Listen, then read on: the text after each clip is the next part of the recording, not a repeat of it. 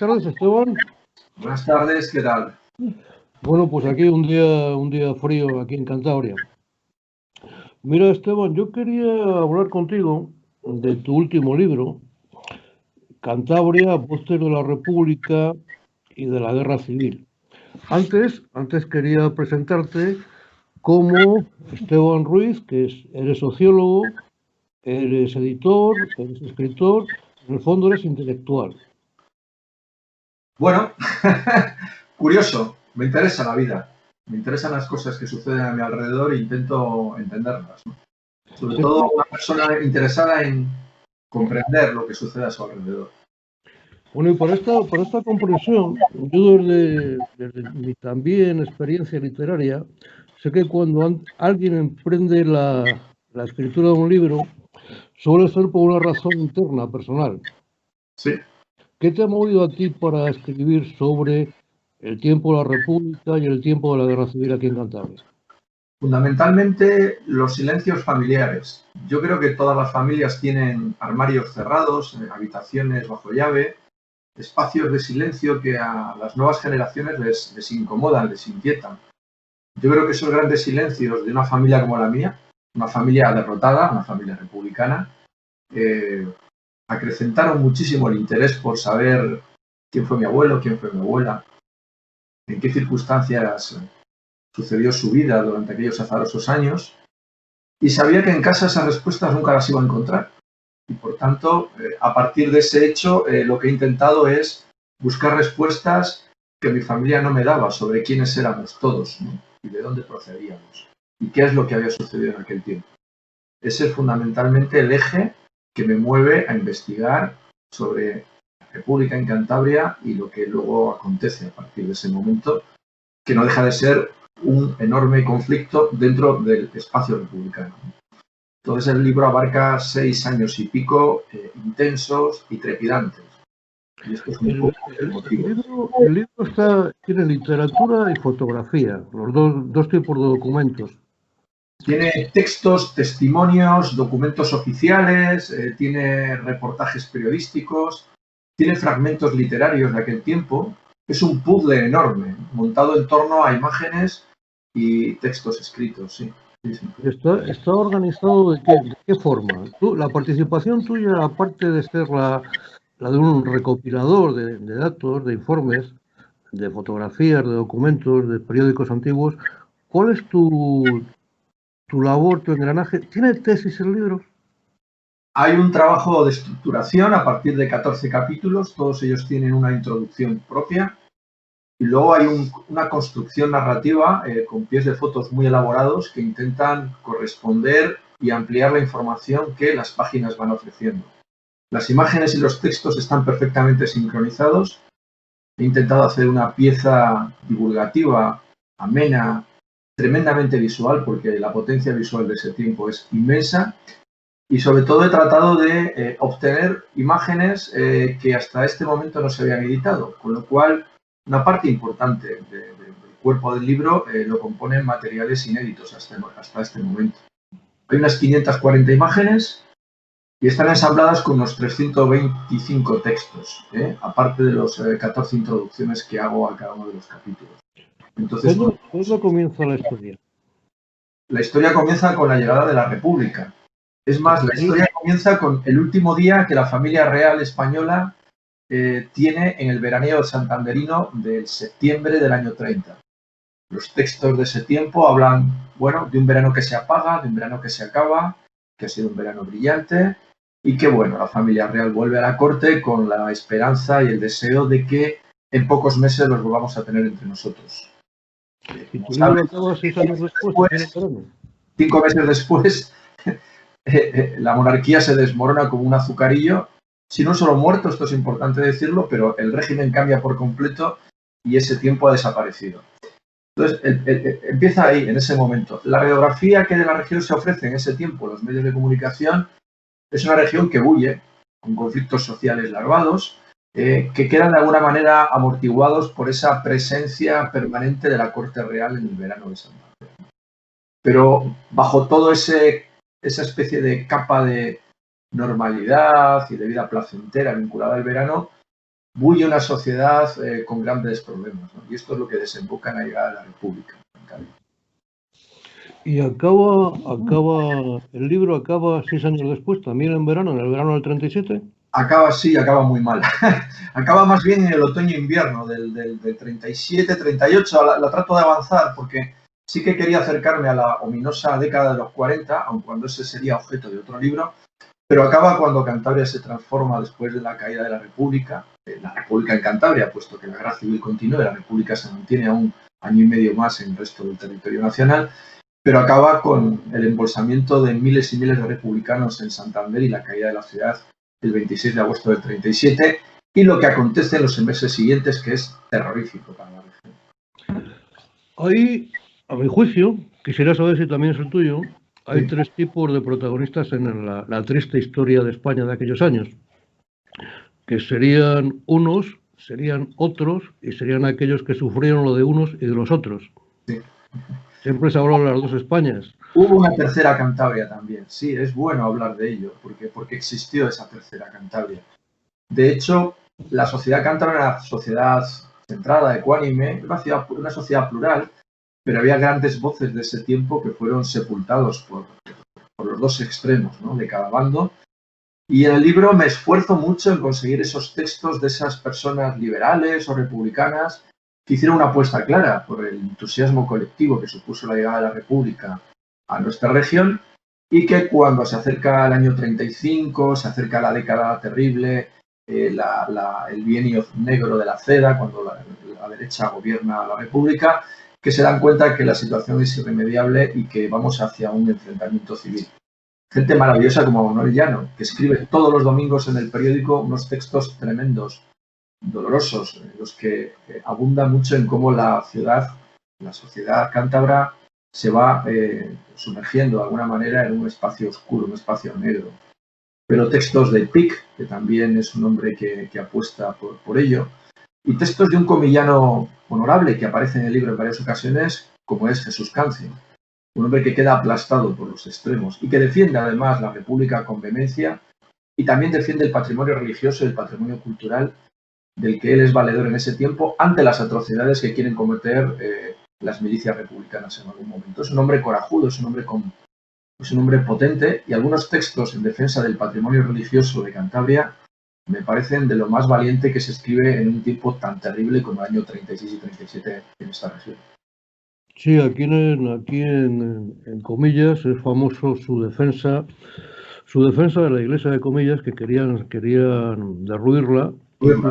Su enfrentamiento a punta de pistola, le pusieron una pistola porque se negó a que esa iglesia se derruyera, ¿no? Sí, sí. Y sin embargo, este señor, que se puede pertenecer a esa tercera España, fue uno de los más castigados que hubo. Sí, fueron como muchos otros, fueron sepultados por las dos Españas. Todos sufrieron mucho. Aquellos que intentaron mantener una cierta ecuanimidad y un cierto equilibrio sufrieron mucho más todavía. Y además luego hubo gente que se tuvo que someter al terrible y doloroso exilio interior, ¿no?, que ese fue el más terrible. Pongamos el caso de Mauro Noviedas, de Jesús Otero y de tanta otra gente que no salió de la región y que se quedó aquí y tuvo que sufrir unos años 40 terribles, ¿no? Pero bueno, eso, digamos, es la parte final de un libro que tiene 14 capítulos donde vamos desvelando poquito a poco cómo del entusiasmo colectivo, de las ganas de cambio y de transformación social, empiezan a surgir proyectos muy interesantes en la región, desde el ámbito educativo y cultural, desde el ámbito social y público, hasta ya las dificultades de gestión en un tiempo en el que las escaseces eran muchas, en las que sobreviene el golpe de Estado o el intento de golpe de Estado, que curiosamente en Cantabria es sofocado por las milicias republicanas y por los sindicatos. Una región que en principio preveían que podía caer del lado de los sublevados, acaba en manos de la República, y cómo a partir de ahí se tiene que improvisar un aparato administrativo para gobernar una región pequeña como Cantabria, pero que está aislada y desconectada del resto de la República. Piensa que el norte, Asturias, Euskadi y Cantabria quedan aisladas del resto de la República y absolutamente rodeadas por territorios sublevados que están en manos de conquistas. Esta recopilación de datos que has hecho, ¿cuánto tiempo te ha llevado? He estado investigando en este trabajo a tiempo completo prácticamente 16 meses y luego otros 2 meses más para ultimar el libro. Unos 18 meses de trabajo, intenso, arduo, maravilloso, lleno de azares, porque al final un trabajo de investigación como este tipo no es más que una red de preguntas y de respuestas, ¿no? Que se va tejiendo a través de los testimonios que van apareciendo, testimonios que te van llevando a otros testimonios y que te van llevando por otros derroteros. Entonces, cada camino abría otras puertas y bifurcaba muchísimo la investigación. Y hubo un momento en que pensé que se me escapaba de las manos, porque ha sido un trabajo arduo, pero que ha abierto muchísimas líneas de investigación, que claro, al final tienes que destilar y condensar en un libro que tiene 370 páginas, que es un tocho importante, pero que apunta líneas de investigación que yo espero que a futuro o pueda encaminar yo o cualquier otra persona que se interese por estos asuntos, ¿no? ¿Qué acceso has tenido a los archivos? ¿Fácil? Los archivos digitales o los repositorios digitales son abundantes. Sorprendentemente, sobre Cantabria, sobre la República, existen muchísima documentación en archivos internacionales. He encontrado tanto imágenes como objetos y como documentos en archivos alemanes, británicos, holandeses, italianos. En la Biblioteca Nacional del Congreso de Estados Unidos he encontrado materiales. Materiales en la Biblioteca Nacional, por supuesto, en el Archivo de la Memoria Histórica, en muchas fundaciones, Largo Caballero, Bruno Alonso, hay muchísimo material en muchísimos lugares y fundamentalmente me he nutrido de esto. Y luego de la hemeroteca digital de ese tiempo, parte de la prensa republicana de Cantabria está digitalizada y el repositorio es la Biblioteca Nacional, con lo cual he podido consultar día a día lo que sucedía en el territorio a través de materiales de primera mano de ese momento, ¿no? Entonces ha sido un trabajo arduo, apasionante, que me ha dado lugar a abrir archivos y conocer imágenes que no se habían desvelado hasta este momento. Entonces, he disfrutado mucho con el trabajo. Ha sido intenso, doloroso, arduo, pero al final muy gratificante. ¿Hay algunas fotografías que te han impactado, que te han llegado al alma? Hay muchas que me han impactado. Por ejemplo, docenas. Ese momento terrible, las noches del 25-26 de agosto en Santander, con la ciudad cercada por las tropas fascistas, tanto italianas como españolas, en las que miles de republicanos intentan subir a un paquebote, a un barco y huir de la ciudad. Ese momento es dantesco, es dramático, porque miles y miles de republicanos no pudieron abandonar nunca el territorio de Santander y el puerto de Santander se vio inmerso en situaciones personales dramáticas y muchos suicidios aquellas 2 noches en las que mucha gente no pudo abandonar la región. Las largas colas del hambre, que se ven en otras fotografías, cuando Torrelavega es tomada por las tropas franquistas, el hambre, el estado de necesidad de aquel verano del 37 será inolvidable. Cantabria es una región pequeña, recordemos que mes y medio antes ha caído Euskadi, con lo cual hay cientos de miles de refugiados que acuden a Cantabria a buscar asilo, a buscar amparo, y una república ya que tiene grandes dificultades para abastecer a una población, entonces en torno a los 400.000 personas, de repente ve una avalancha de en torno a 250.000 refugiados más. Entonces la región sufre estrecheces de todo tipo y aquel verano será el verano del hambre para los que habitan Cantabria, absolutamente rodeada y asediada por las tropas franquistas. Hay fotos de bombardeos terribles, bombardeos aéreos, y en esto quería referirme a algo interesantísimo que la investigación me ha empezado a desvelar. Es la inmensa presencia internacional en el conflicto en el norte de España. O sea, la guerra del norte de España, espacio de investigación de la nueva tecnología militar que los alemanes y los italianos van a poner a disposición de sus tropas pocos años después en la Segunda Guerra Mundial. Hay una línea historiográfica ahora mismo que aventura que la Guerra Civil Española no fue más que el primer episodio bélico de la Segunda Guerra Mundial y que se esforzaron tanto por parte de los rusos en un lado, los soviéticos, como los alemanes por otro, en ensayar y poner a prueba tácticas militares de todo tipo. Muy interesante saber esto porque sí, se habla siempre del bombardeo de Guernica, pero es que el bombardeo de Guernica no deja de ser una experiencia más de una prueba de bombardeo aéreo en picado, de ametrallamiento de población civil, de lanzamiento de gases y de bombas incendiarias que hasta aquel momento no se había producido en ningún lugar del mundo y que tiene como escenario el norte de España. Euskadi y Santander son espacios donde se ensayan las nuevas máquinas de guerra nazis de una manera precisa. Se investigó a fondo el impacto aéreo que se podía generar y la guerra psicológica que podía venir derivada de los cazas alemanes. Y todo eso se ensayó aquí, antes de que en la Segunda Guerra Mundial se pusiera a prueba con tan devastadoras consecuencias como todos conocemos. A mí lo que me llamó la atención de estas últimas palabras tuyas, con las cuales estoy totalmente de acuerdo, ¿no? Yo creo que la intervención alemana principalmente fue clave en la caída del norte de España. Los italianos venían de una derrota anterior y bueno, pues les dejaron pasearse por Santander, la famosa. Eso, muy interesante ese tema, sí. Pero yo lo que te quería comentar es que yo, por ejemplo, en la casa de mi familia, en comillas, en la mesa en la que yo estudiaba de crío, pues hay un fragmento de una bomba lanzada por los aviones nacionales, no sé si serían alemanes o italianos. Y yo también quería hacer referencia a que yo he conocido esa historia pues muy mayor, de muy mayorcito ya. O sea, el silencio que tú has sentido en tu familia es un silencio que lo ha habido en muchísimas casas, en España y en Cantabria. Es una incógnita que teníamos abierta y que te pregunto ahora mismo, esa incógnita, porque evidentemente ha habido unos años en los cuales nos han contado una versión distinta del tema, esa incógnita se está abriendo. Bueno, Hay leyes que lo quieran defender. ¿Tú personalmente piensas que tu labor en este libro es una labor valiente, teniendo en cuenta el contexto en el que vivimos? Valiente no, necesaria. Yo entiendo que hay documentación a disposición de cualquiera para reconstruir el relato oficial que teníamos, que era un relato dominado por justificaciones y acomodos fundamentalmente de quienes vencieron, y por tanto yo entiendo que la memoria histórica moleste, y además es que debe ser molesta.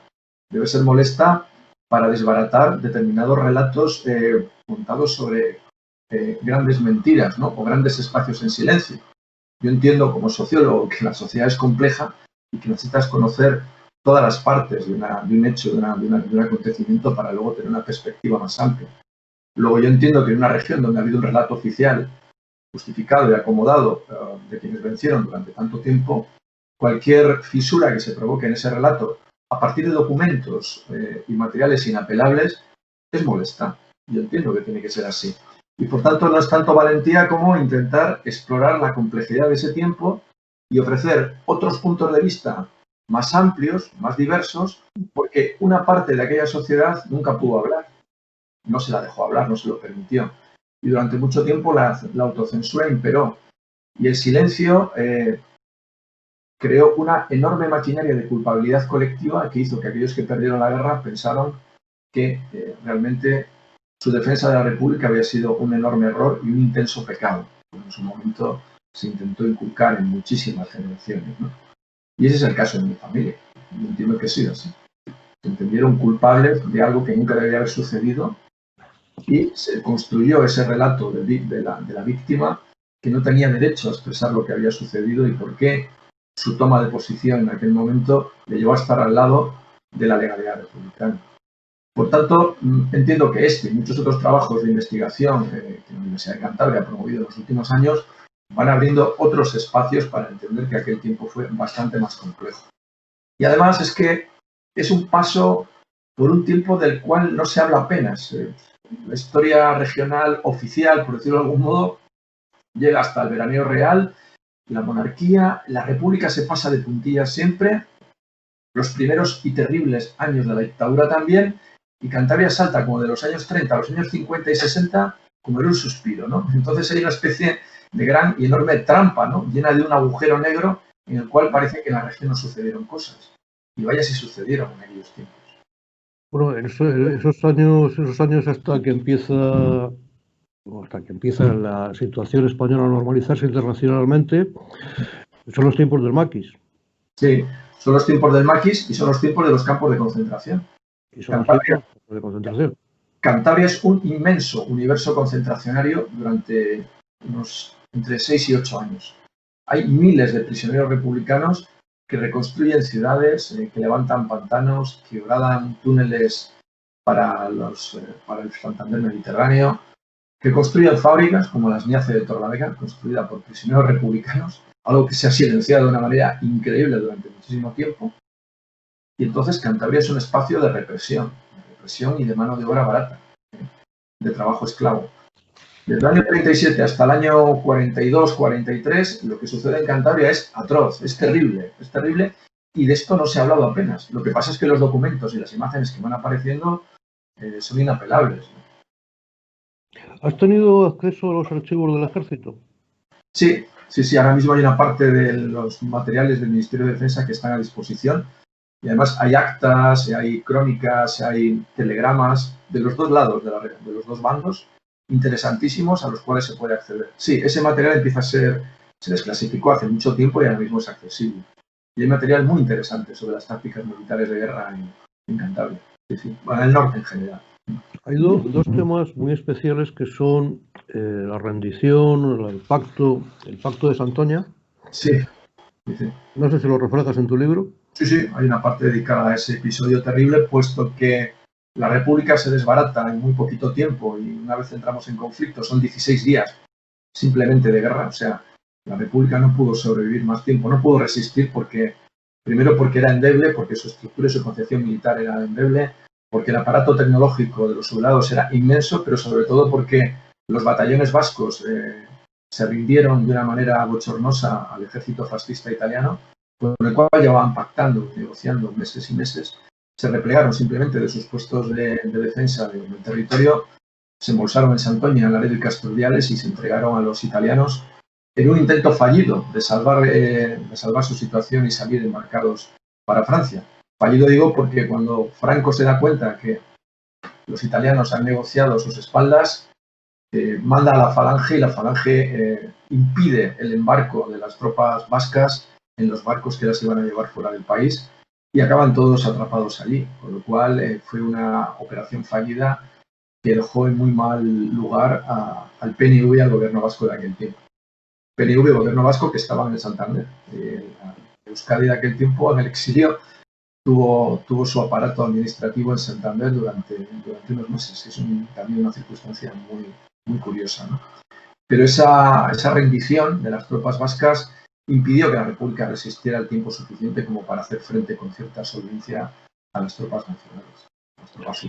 La otra circunstancia que yo te quería comentar es por qué fue tan fácil la deserción en las agrupaciones militares republicanas. Sí. Cantabria era una zona netamente conservadora que, como dijimos anteriormente, cae sorpresivamente del lado de la República y, por tanto, se mantiene leal al gobierno central, pero que está llena de personas que están vinculadas directamente a la derecha y que creen en el bando sublevado. Por lo tanto, desde el minuto cero, en la República, en Cantabria, hay muchísimas personas o bien deseando pasarse al lado de los sublevados, puesto que comulgan con sus ideas y están de acuerdo con el golpe de Estado, o bien desde el anterior del propio aparato administrativo de la región o del aparato militar, intentan impedir que la República tenga plena operatividad y plena capacidad de combate. Es decir, hay un terreno increíble para el sabotaje, para convertir aquello en una situación inmanejable.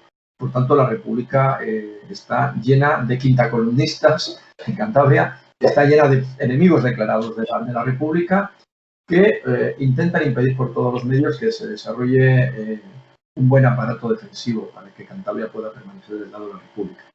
Eso también se corresponde con un capítulo del libro, puesto que aparecen muchísimos documentos de los dos lados sobre los desafectos a la República, ¿no?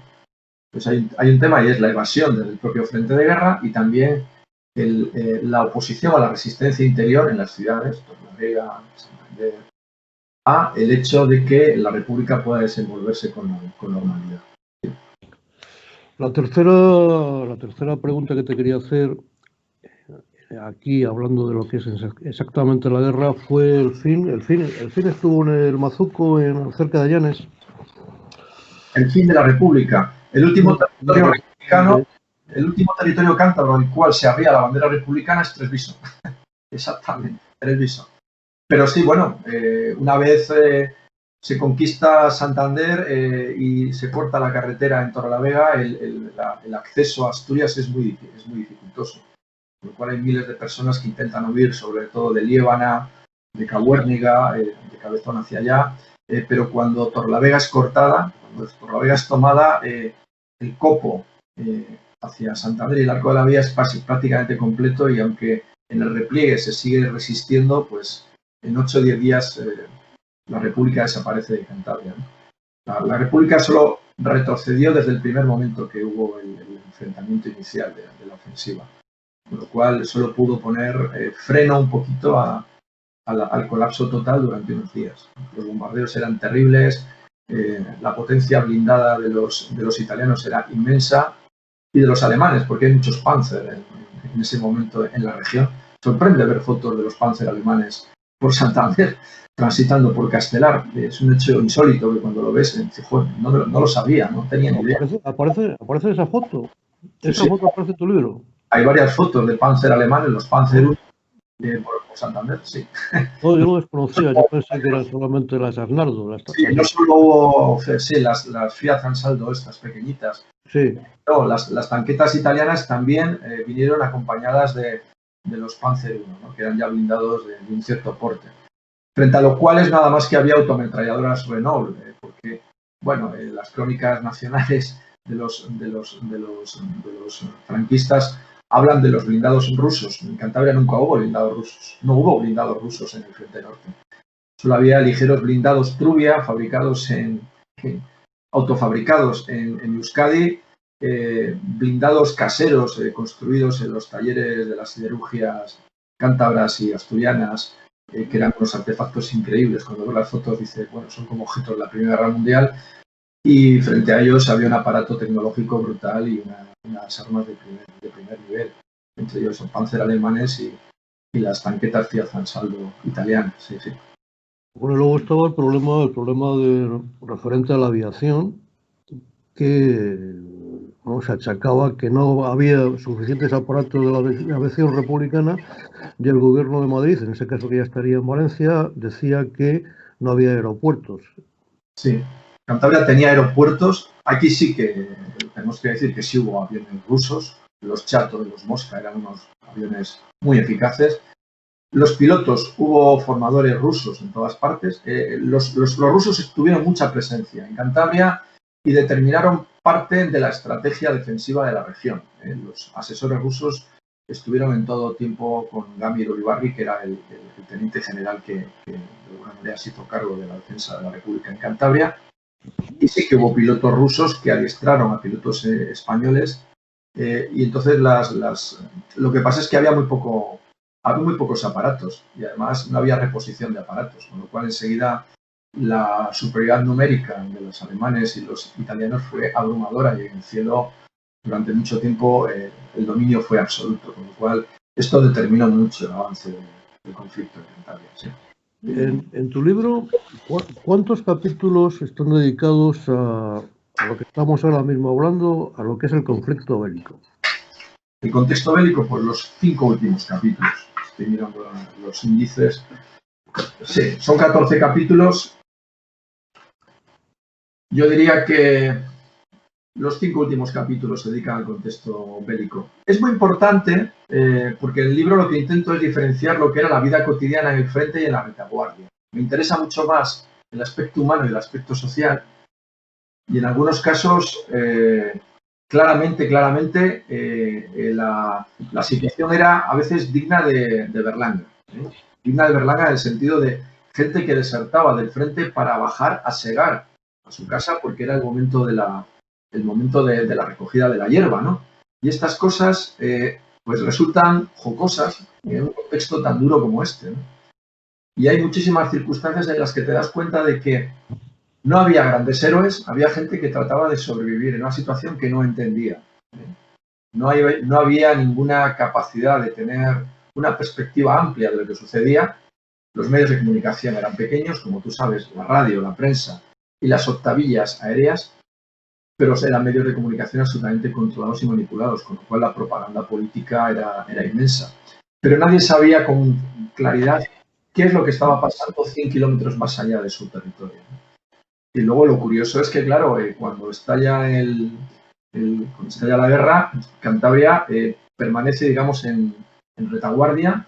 El frente de guerra es un frente vinculado a los confines territoriales entre Burgos y Palencia, está lejos, pero es un frente de guerra parecido al de la Primera Guerra Mundial, formado por trincheras, por territorios y espacios separados por unos pocos kilómetros llenos de alambradas. Por ejemplo, Aguilar de Campo permaneció al lado de los nacionales durante toda la guerra. Y Mataporquera fue republicana siempre.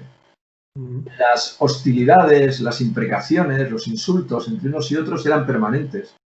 Se disparaban tiros en las fincas, en las tierras. La línea de fuego era un territorio de nadie en el cual sucedía de todo constantemente. Esto fue así durante mucho tiempo, lo cual dio lugar a situaciones humanas pues curiosísimas. Desde jugar partidos hasta cantar canciones y compartir tabaco, ¿no? Todas estas cosas sucedieron en la guerra y esto me recuerda mucho, pues eso, a películas como La Vaquilla, de Berlanga, ¿no? Sí. La vida cotidiana intentaba sobrevivir, se intentaba seguir con las fiestas populares, se intentaba seguir con el deporte, se intentaba seguir con la vida cotidiana en medio de un escenario de guerra. ¿Cuáles fueron los progresos que se realizaron en Cantabria en el tiempo previo a la Guerra Civil? A ver, el tiempo de la República fue un tiempo en el que lo que fundamentalmente se trabajó fue en la mejora de las condiciones laborales y de vida de la gente. Se trabajó también en temas como la educación, el fomento de la educación, se construyeron equipamientos educativos, institutos, colegios rurales, se esforzó muy mucho en la lucha contra el analfabetismo, en la condición de unas mejores vidas laborales para los trabajadores, en el desarrollo del papel de la mujer. Se habla mucho en el libro de la condición de la mujer. Hay bastantes mujeres que reflexionan en ese tiempo sobre cuál es la situación de las mujeres en la región. Y en todos estos escenarios se intentó avanzar.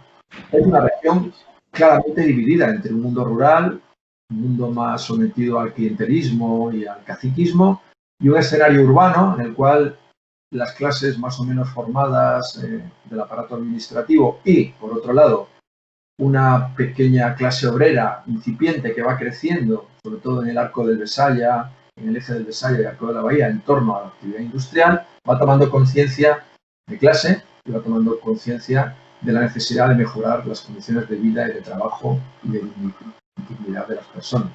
Ahí hay un escenario interesante, hay 2 o 3 capítulos dedicados a ese tiempo, esos enormes esfuerzos que se promueven y las dificultades, la complejidad y la resistencia que hay al cambio por parte de quienes han controlado el aparato administrativo de la región durante siempre. La labor de la Iglesia en contra. Refractaria por completo, por supuesto. Bueno, eso es habitual, pero... Refractaria, llena de miedos y llena de intereses, porque era una iglesia propietaria. Y entonces ahora mismo pues la iglesia lo que hace es resistir todo lo que puede al cambio.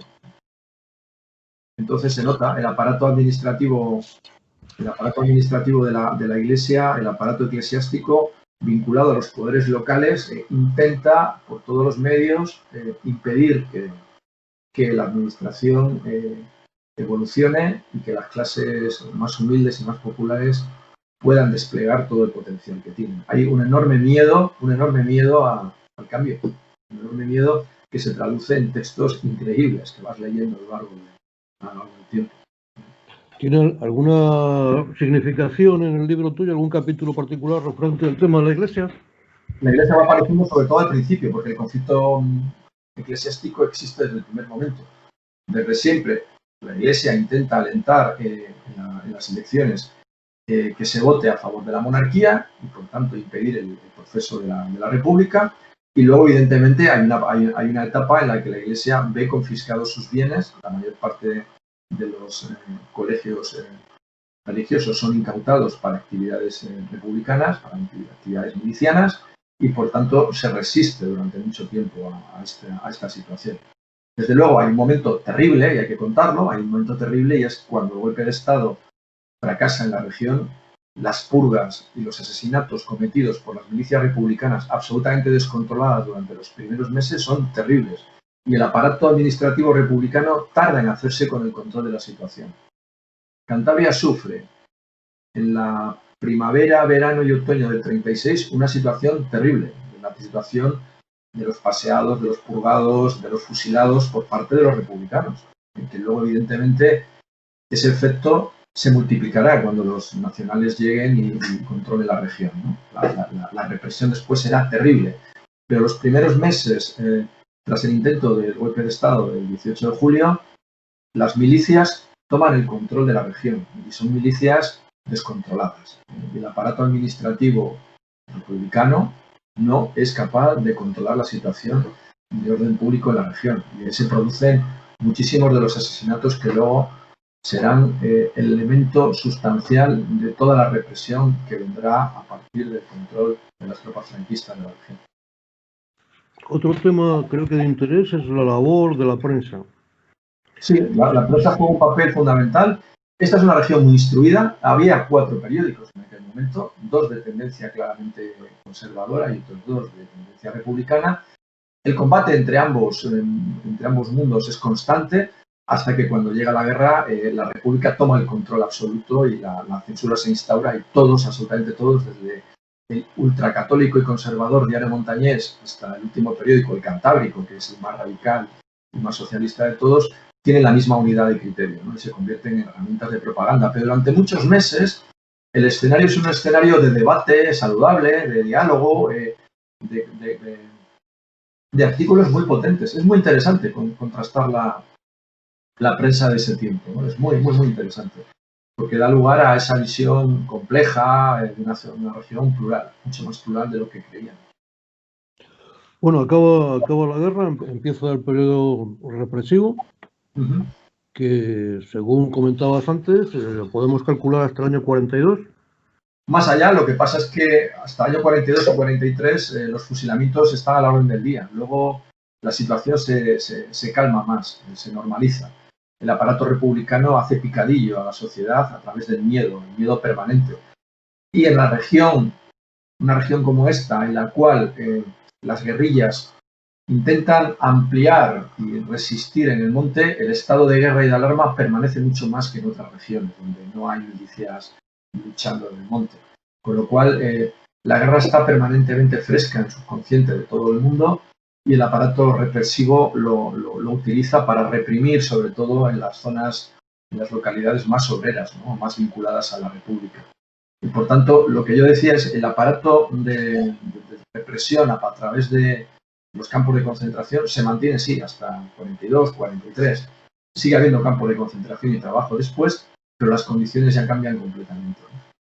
Pero la etapa más dura son los 5 primeros años después de concluir la guerra civil, que no trae la paz, evidentemente, que lo que trae es una victoria terrible. Sí, bueno, lo que trae también es muchísimo hambre, ¿no? Bueno, el hambre ya existía, fíjate, es que el hambre existió siempre, es que la gente, la etapa de la República fue terrible, el desabastecimiento en una región ganadera y agrícola como esta fue importante desde el primer momento. ¿Por qué?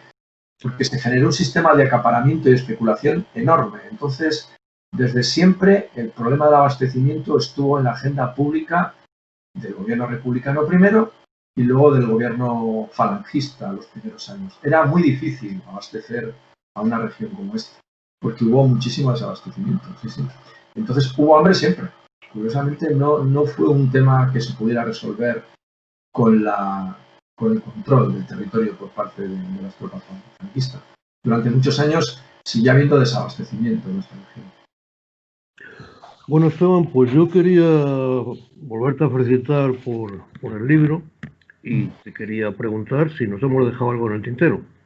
Bueno, nos dejamos estas cosas. A mí me parece fascinante el aparato administrativo que se monta en una región como esta. Es el anticipo de la autonomía regional actual. Curiosamente, ese aislamiento que se produce en nuestra región lleva a que se constituya un aparato administrativo al margen de la propia República que se llama Consejo Interprovincial de Santander, Palencia y Burgos, puesto que algunos territorios de Palencia y algunos territorios de Burgos que permanecieron leales a la República se fusionaron con nuestra región y formaron un primer aparato autónomo y administrativo que tuvo moneda propia. Es una cosa también curiosa y sorprendente, ¿no?